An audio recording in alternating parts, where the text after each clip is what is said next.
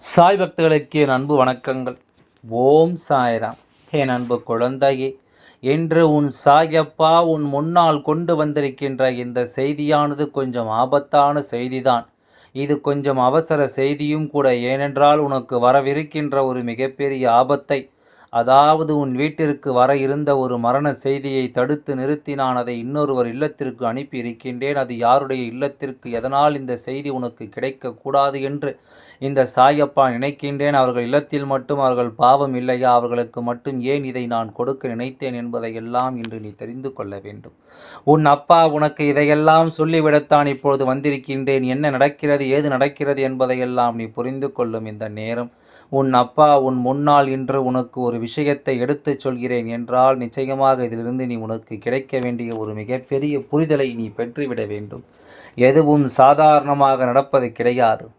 என் அன்பு குழந்தையே, தெய்வத்தின் பிடியில் நின்று ஒரு விஷயம் நடக்கிறது என்றால் அது அவ்வளவு எளிதான காரியமும் கிடையாது. உனக்கு நடக்கக்கூடிய இந்த விஷயங்களை எல்லாம் நீ கவனமாக தெரிந்து கொள்ள வேண்டும். உனக்கு நடக்கக்கூடிய இந்த உண்மைகளை எல்லாம் நீ எப்பொழுதும் மன நிறைவோடு பெற்றிட வேண்டும். உன்னோடு நான் இருக்கும் இந்த காலகட்டத்தை உணர்ந்து இந்த சாய் அப்பா உனக்கு சொல்ல வந்திருக்கின்ற அவசர செய்தியையும் நீ என்னவென்று புரிந்து கொள்ளும் பட்சத்தில் அத்தனைக்குமான மகிழ்ச்சி நான் உன் கைகளில் கொண்டு வந்து ஒப்படைப்பதை நீ நிச்சயமாக என்னவென்று தெரிந்து கொள்வாய். சந்தோஷம் வருகிறதோ இல்லையோ, உன்னை தேடி வருகின்ற துன்பங்களை நான் வேறறுக்க நினைக்கின்றேன். அதற்கு காரணம் நீ என் குழந்தை என்பதனால் மட்டுமே கிடையாது. என் குழந்தையை முதலில் நான் சொல்ல வருவதை நீ கவனமாக கேட்டுவிட்டு அதன் பிறகு நீயாக ஒரு முடிவுக்கு வா. உன்னை சுற்றி நடப்பது ஒவ்வொன்றுமே இந்த வாழ்க்கையை உனக்கு என்னவாகும் என்பதை நீ தெரிந்து கொள்ள வேண்டும். இந்த வாழ்க்கையில் உனக்கு எதை கொடுக்கும் என்பதை நீ புரிந்து கொள்ள வேண்டும். முன்னால் நின்று கொண்டு என்னென்ன விஷயங்களை எல்லாம் நாம் செய்கின்றோமோ அது எல்லாமே ஒன்றுமில்லாமல் போய்கொண்டே இருக்கிறது.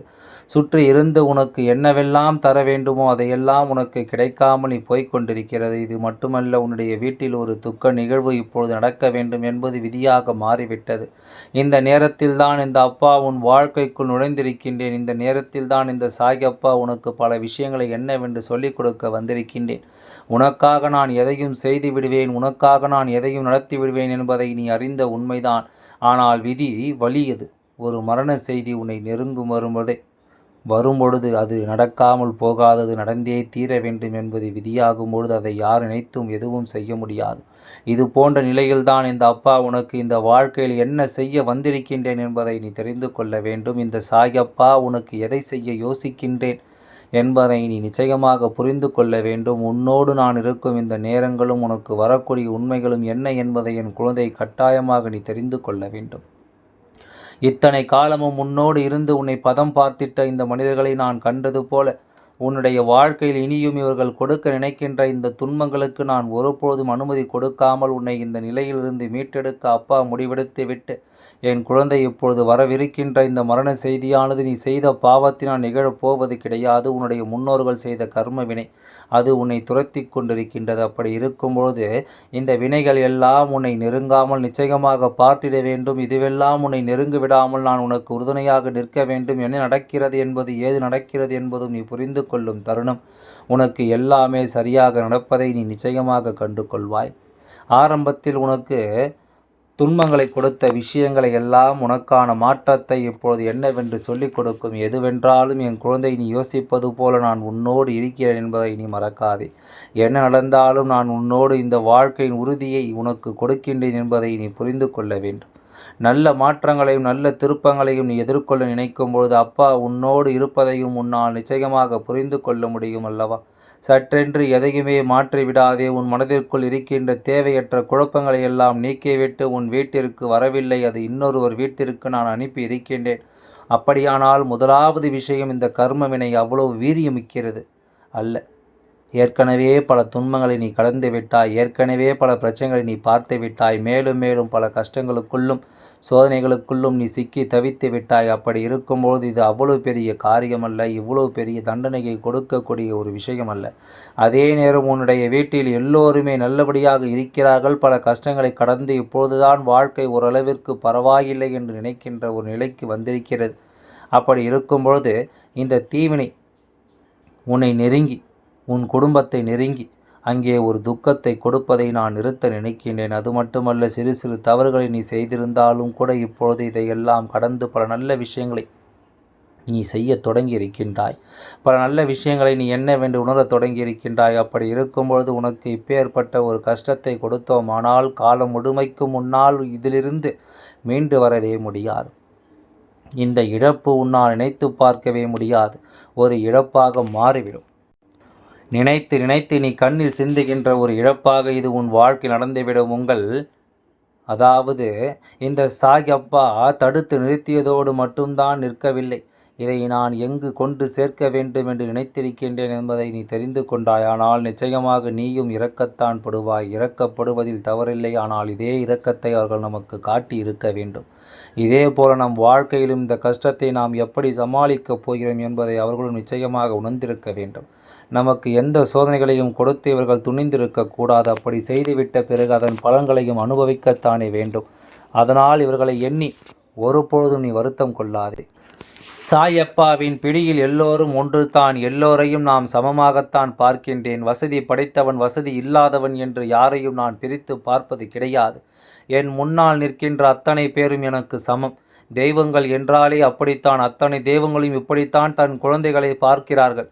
அதிலிருந்து ஒருவர் தன்னுடைய ஆணவத்தினால் ஒரு விஷயத்தை தெய்வத்திடம் நிறைவேற்றி விடலாம் என்று நினைத்துவிட்டால் தெய்வம் அந்த இடத்தில் அவர்களுக்கு எத்தனை பெரிய தண்டனையும் கொடுக்க தயங்காது என்பதை புரிந்து கொள்ள வேண்டும். அவர்களை தெய்வம் நிச்சயமாக விட்டு வைப்பது பெரிதாகத்தான் இருக்கும். தெய்வத்தின் மீது எப்பொழுதுமே பக்தி மட்டும் இருந்தால் போதாது, கொஞ்சம் பயபக்தியோடு இருக்க வேண்டும்.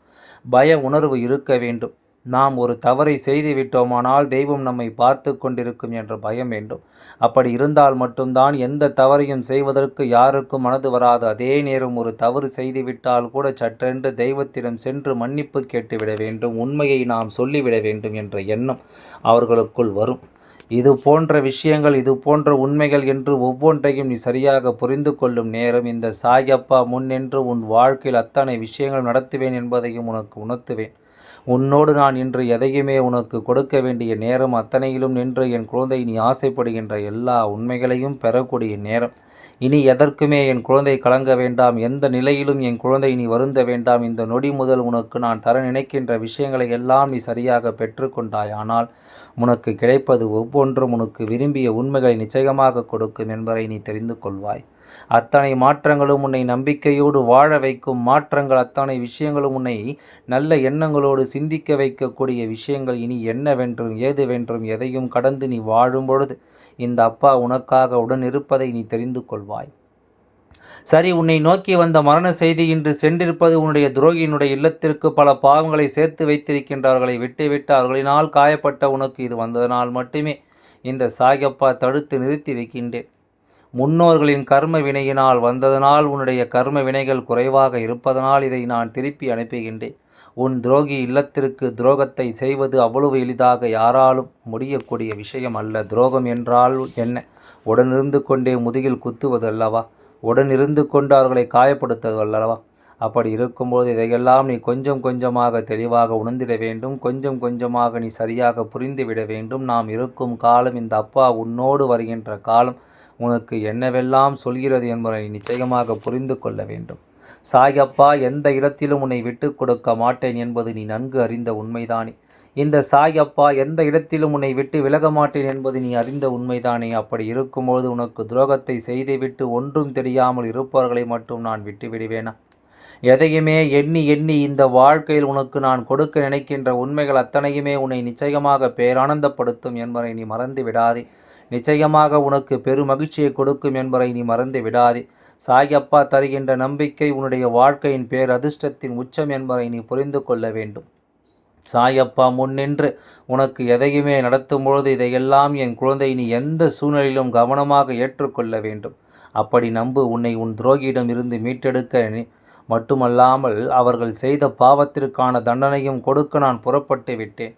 அந்த பாவம் அவர்களையே போய் சேரும். ஆனால் இதற்காக நாம் ஒன்றும் இரக்கமில்லாத மனிதர்கள் கிடையாதல்லவா? இந்த சாயப்பா ஒன்றும் அவ்வளவு எளிதில் ஒருவர் துரோகம் செய்கிறார்கள், அடுத்தவர்களை காயப்படுத்துகிறார்கள் என்பதற்காக உயிரை பதிக்கும் நிலைக்கு நிச்சயமாக செல்வது கிடையாது. ஆனால் இதை நான் எப்படி கொண்டு செல்ல நினைக்கிறேன் தெரியுமா? அவர்களின் உடைய இல்லத்திற்கு வாழ்வதற்கு முடியாமல், சாவதற்கு முடியாமல் வேதனையோடு ஒரு உயிர் துடித்து கொண்டிருக்கிறது. அந்த வீட்டில் இருக்கின்ற அந்த எந்த உயிராக வேண்டுமானாலும் இருக்கலாம். ஒரு சிறு கோழியாக இருக்கலாம், ஒரு நாயாக இருக்கலாம், ஏதாவது ஒரு உயிரினங்கள் அங்கு இருக்கலாம், அல்லது வயதான யாரேனும் ஒருவர் தன் உடலில் நோய்வாய்ப்பட்டு மிகவும் வேதனைப்பட்டு எப்பொழுதும் இறைவா என் உயிரை எடுத்துக் கொள்வாய் என்று சொல்லி புலம்பிக் கொண்டிருக்கிற ஒருவராக இருக்கலாம். அவர்களின் உயிரைத்தான் நான் எடுக்கப் போகிறேன். ஏனென்றால் மரண செய்தி உன் இல்லத்தை தேடி வந்ததை நான் திரும்பும்பொழுது அது ஒரு மரண செய்தியாக முடிந்தால் மட்டுமே அது அந்த இடத்தில் நின்று, இல்லை என்றால் அது மீண்டும் உன்னை தேடி வந்துவிடும். அதனால் இந்த அப்பாவிற்கு ஒரு வழியை உருவாக்கி இருக்கின்றேன். இதில் நீ ஒரு உயிர் போனாலும் சரி, யாருக்காக இருந்தாலும் அது மனவேதனையை கொடுக்கத்தான் செய்யும். உனக்கு துரோகத்தை செய்தவர்களுக்கு சிறு சிறு பாடமாகத்தான் இனி கற்றுக் கொடுக்க வேண்டியதாக இருக்கின்றது.